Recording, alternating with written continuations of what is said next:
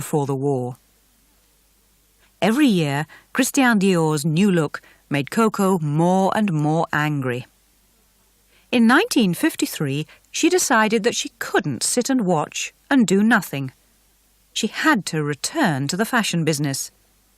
She returned to Paris and started to design new clothes for a fashion show the next year. Many people thought she was crazy. "What does a 70-year-old woman know about modern fashion?" they asked. "Doesn't she know that times have changed?" But Coco didn't listen, and on the 5th of February 1954, she introduced her new designs at a fashion show in Paris. The show was a disaster. The newspapers said that they were clothes for old ladies and country people. Coco was upset and angry that her designs had been criticized so strongly. "These people just don't understand," she said. "It's true that I'm old, but I'm still one of the greatest designers in the world. I changed women's fashion once, and I know I can change it again. I'll show them." So Coco didn't return to Switzerland, and she didn't stop working. The next year, she produced some different designs for another fashion show, and this time many people liked them.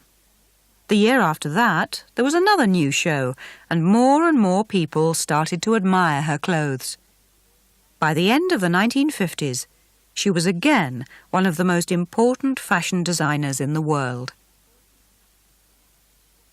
During the 1960s, rich and beautiful women from all over the world visited Coco's offices to ask for advice and to buy new suits and skirts and dresses.